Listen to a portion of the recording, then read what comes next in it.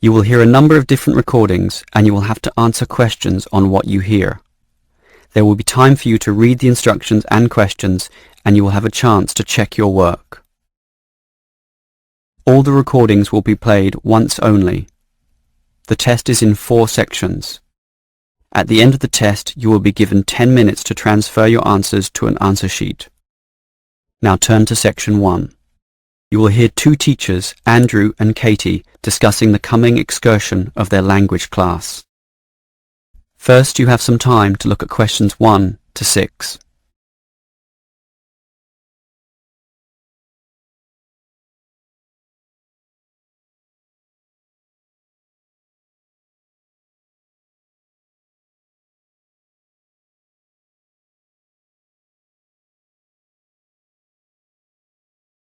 Now we shall begin.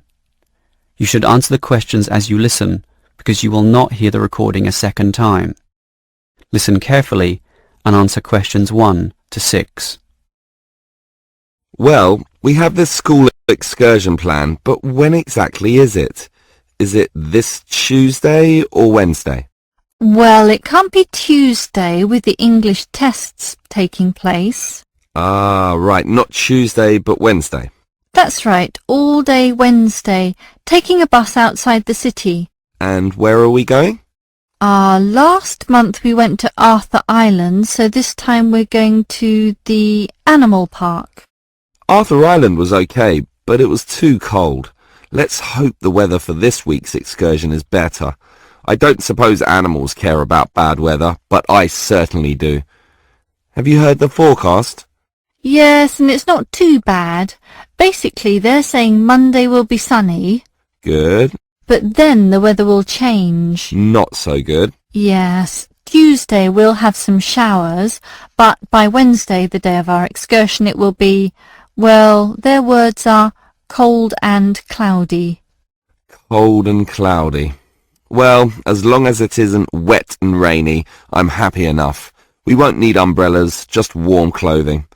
And what time will we get there? Let's see, the bus picks us up at 8:30 a.m. and then it's an hour and a half on the road, so we arrive at 10 a.m. Sorry, with the 15-minute break, that will actually be 10:15 a.m. That's early enough. Then all our students can see the animals, have their fun, and do whatever they want to do. Well, one fun event planned that day is Birds of Prey. What's that? That's when they bring out several birds of prey, eagles, falcons, kites, those sorts of birds, and throw pieces of meat into the air, and the birds swoop down and eat them. It's quite impressive. Sounds great. Birds of prey. Are there any other activities? There's a catered lunch at the park restaurant. We've already paid for that. And in the afternoon there's... Well, I had a choice between the reptile display and the koala handling. In the reptile display, the students can handle live pythons and various other snakes. Surely they'd rather hold koalas. I'm sure, but the koalas can't be handled unless the weather's sunny, and given the forecast, I thought it better to choose the reptile display. That's a shame. These Asian students would love the koala handling. Yes, I know, but we can't control the weather. And then we get back. What time will that be? We leave the park at 4:30, but then we face traffic, so we won't get back until well after 6 p.m. It will most likely be 6:30, but that's better than the last trip. We didn't get home until 8:30 that time. Yes, that was a bit too late, wasn't it? Before you hear the rest of the conversation, you have some time to look at questions 7 to 10.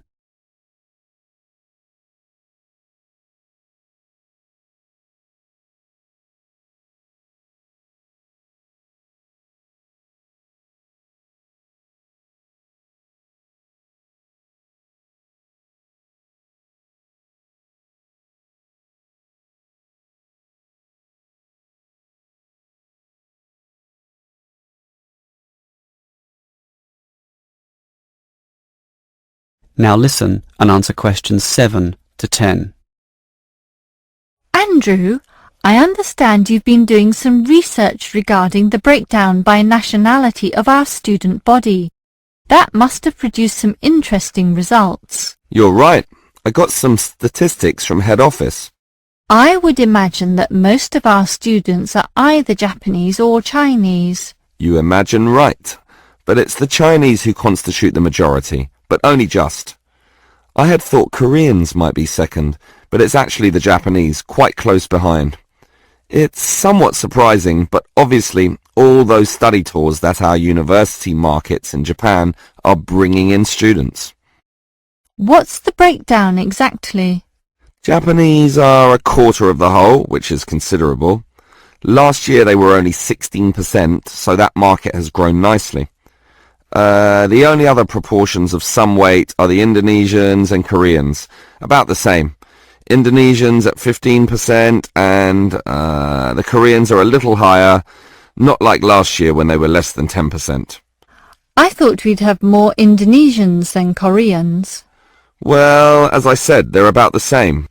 Just like the Saudi and Thai student numbers, almost the same also, both just under 10. Which one is bigger? Thai students number just a fraction more. As for the other nationalities, collectively they're only 3%, so it wasn't worth giving each of them a separate category. I just grouped them under other. That's Vietnamese, South American, a couple of Russians, and so on. That is the end of section 1. You now have half a minute to check your answers.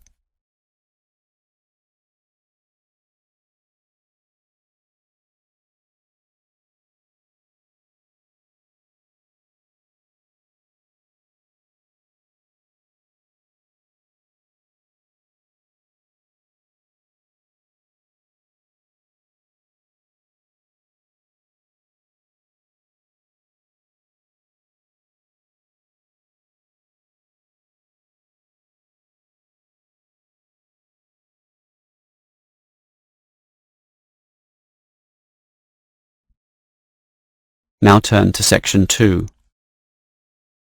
Section 2. You will hear a representative from Easy Travel Travel Agency explaining to some customers the benefits of her company. First, you have some time to look at questions 11 to 15.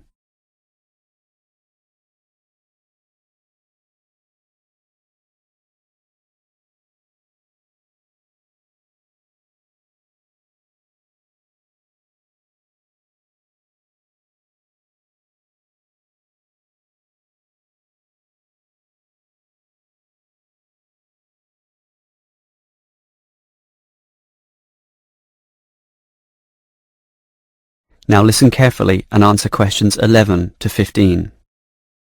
Hello everyone. Now you're here because you're interested in travel, right? And you're in the right place. For Easy Travel we have the best deals for the best locations.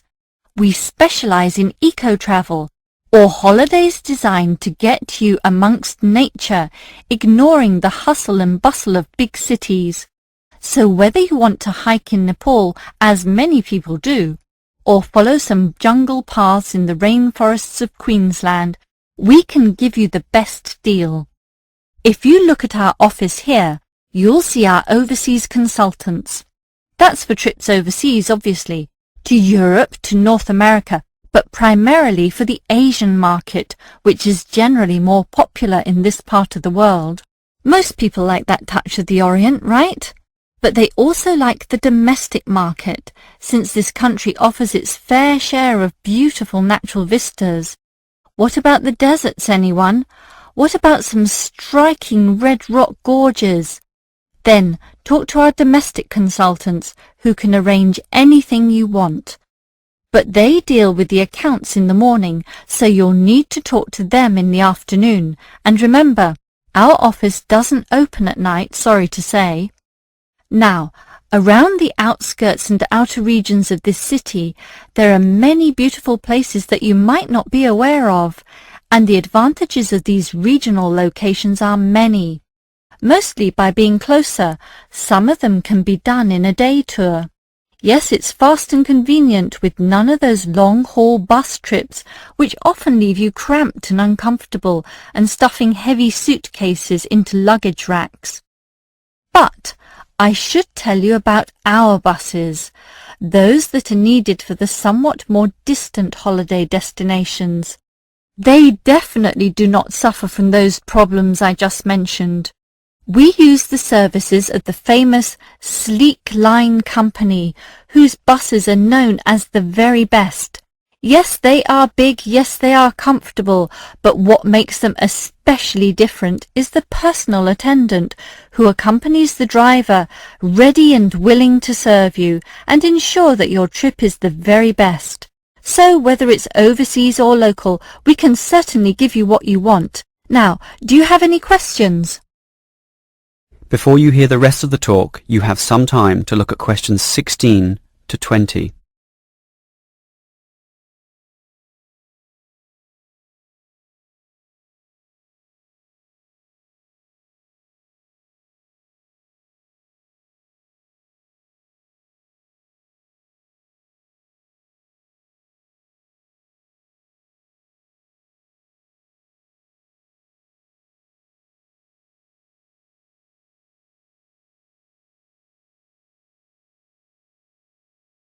Now listen and answer questions 16 to 20.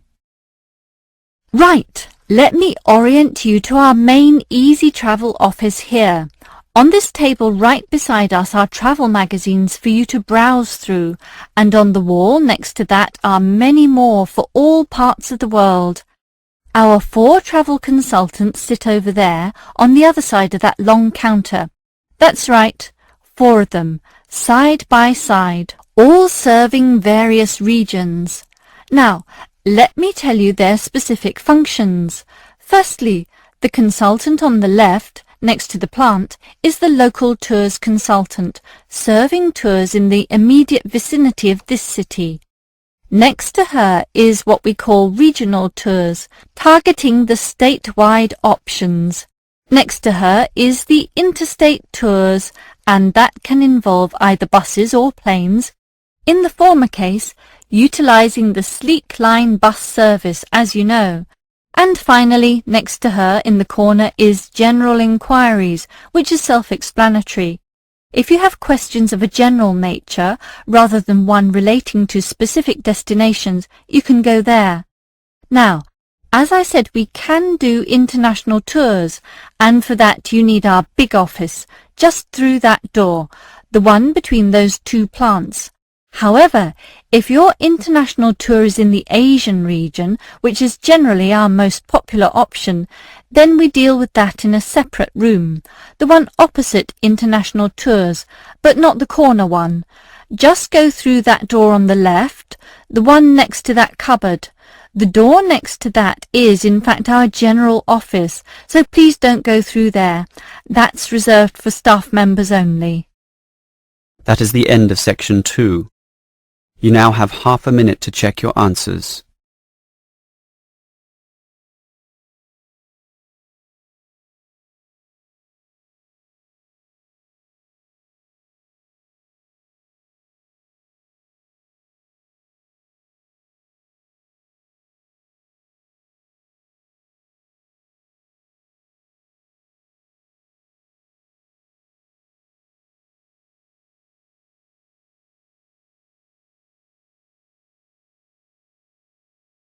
Now turn to section 3. Section 3. You will hear 2 students, Sam and Liz, discussing their university orientation program. First, you have some time to look at questions 21 to 24.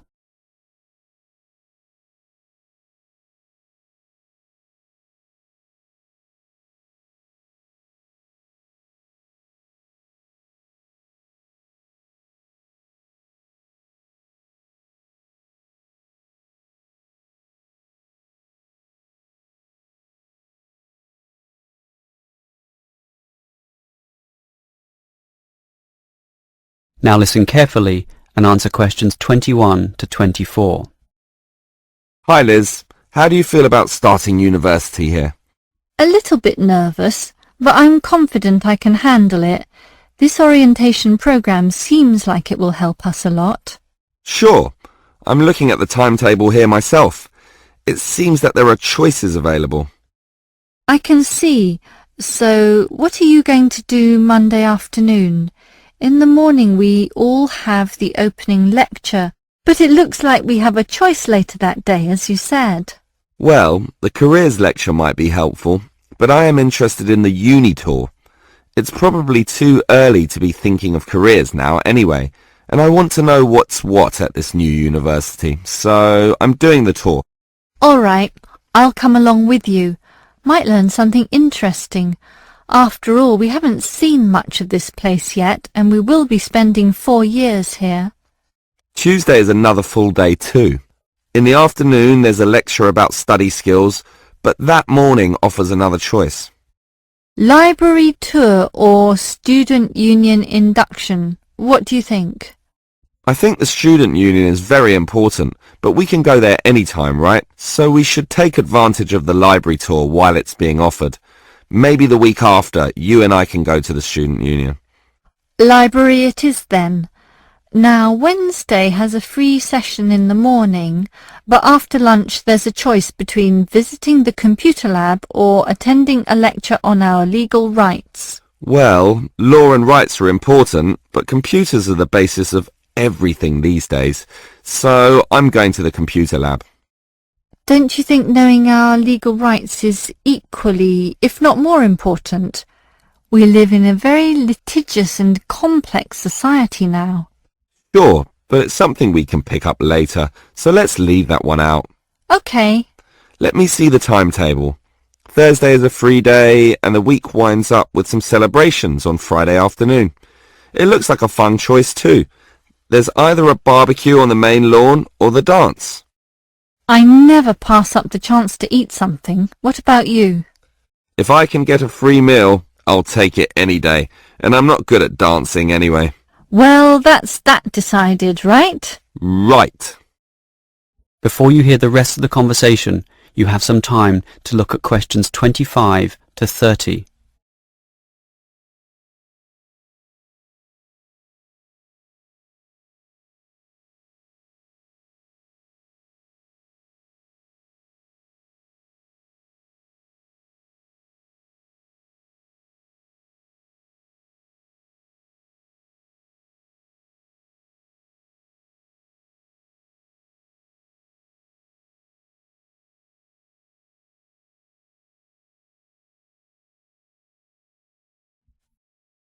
Now listen and answer questions 25 to 30. Guess what, Liz? There's another interesting thing in this orientation booklet, and it looks important, about a style guide. What's that? Take a look yourself. It seems to be a set of rules regarding how to present written work, essays and that sort of thing to the lecturers. They want a uniform style of presentation. I can see, so everything we hand in must have a header and a footer. A what? A header and a footer. The footer is at the bottom of the page and the header is at the very top. That's why they call it a header, you know, that little bit of writing giving details about the work. And they also want the word count. Why do they need that? I guess because the lecturers will specify the number of words they want for their assignment, and they want to be sure students follow this. And even the heading on the page has to be a specific dimension, 16 points and bold print and underlined. And subheadings are 14 points, and the font has to be Arial for everything. Yes, the main text is Arial too, as you said, and the size is 12 points, with the header and footer being slightly smaller at 10 points each. Well, it seems logical. The size of everything is in proportion to its importance, but why do they need the spacing of the main text to be 1.5? The header and footer are different. They're only single-spaced. Probably to allow the teacher to insert comments or corrections, or just to make it all more readable, I suppose. And we need wide margins on the left, right, top and bottom, probably for the same reason. Lots of space to allow the addition of comments. That's a bit scary, actually. It seems to assume we will be making mistakes. And look what they want in the header and footer. The header has the name of the work.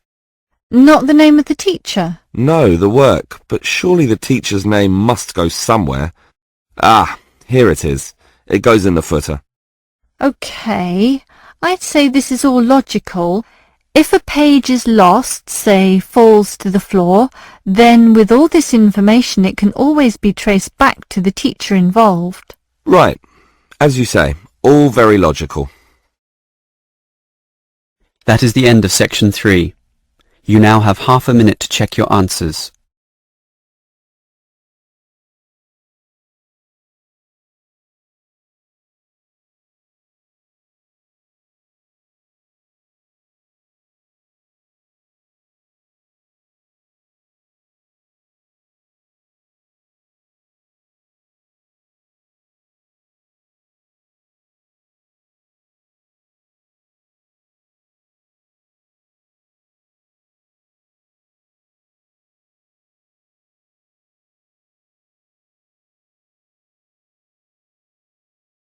Now turn to section 4.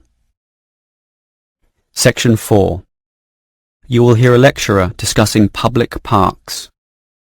First, you have some time to look at questions 31 to 34.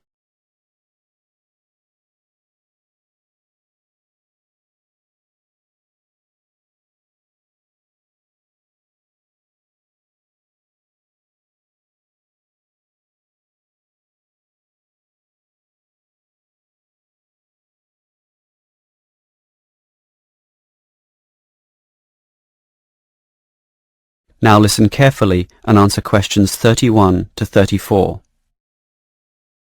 Most of us are familiar with a local park. We spend time there, play there, and have some of our best memories in these places. But what is a park? Basically, it can be defined as a natural, or at least semi-natural, piece of land, planted with a variety of trees, bushes and flowers, protected and reserved for the enjoyment of all citizens. There are usually regulations about the sorts of behaviour that can take place within, and sometimes there are facilities such as children's playgrounds or fields for ball games and other sorts of activities.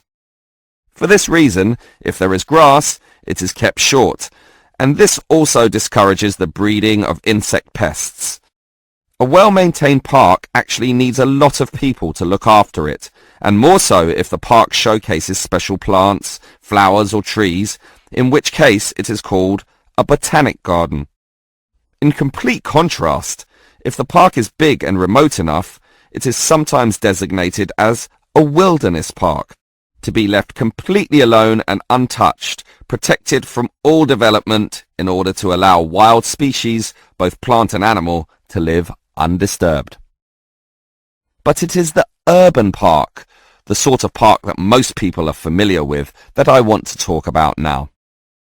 These preserve natural landscapes for the pleasure of the urban population, most commonly just for passive recreation. In other words, allowing people just to observe the trees and lie in the grass, and such passive recreation is certainly needed. Before you hear the rest of the lecture, you have some time to look at questions 35 to 40.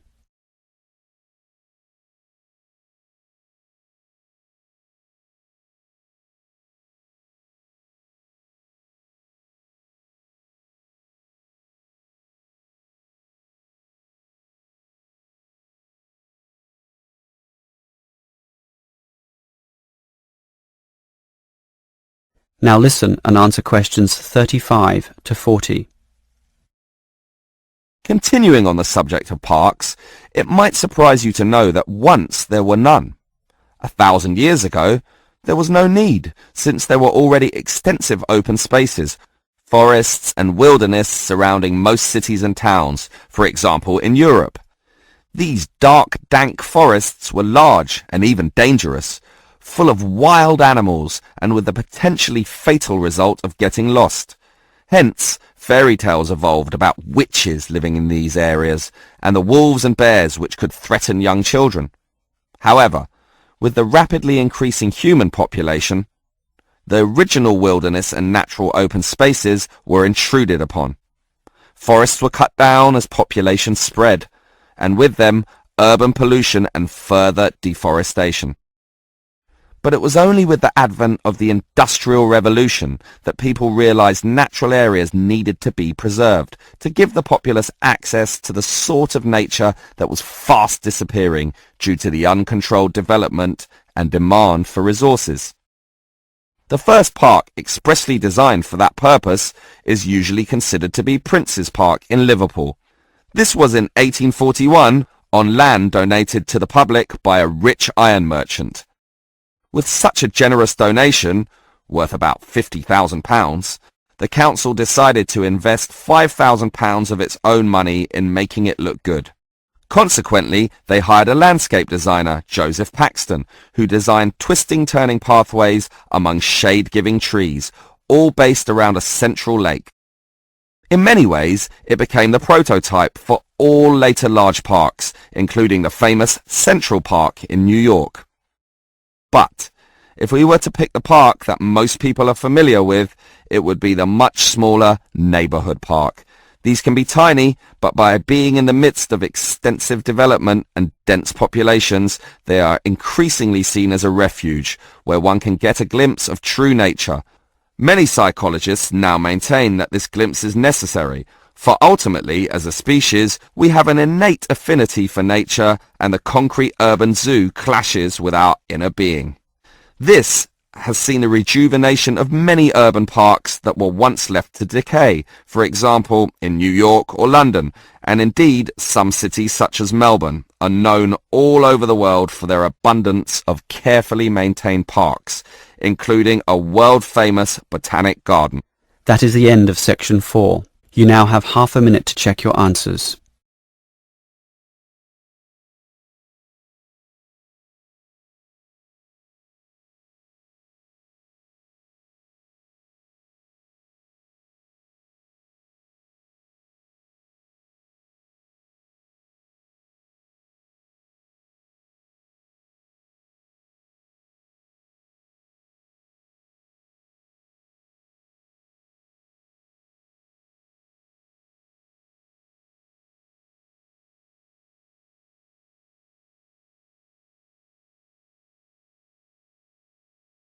That is the end of the listening test. You would now have 10 minutes to transfer your answers to the answer sheet.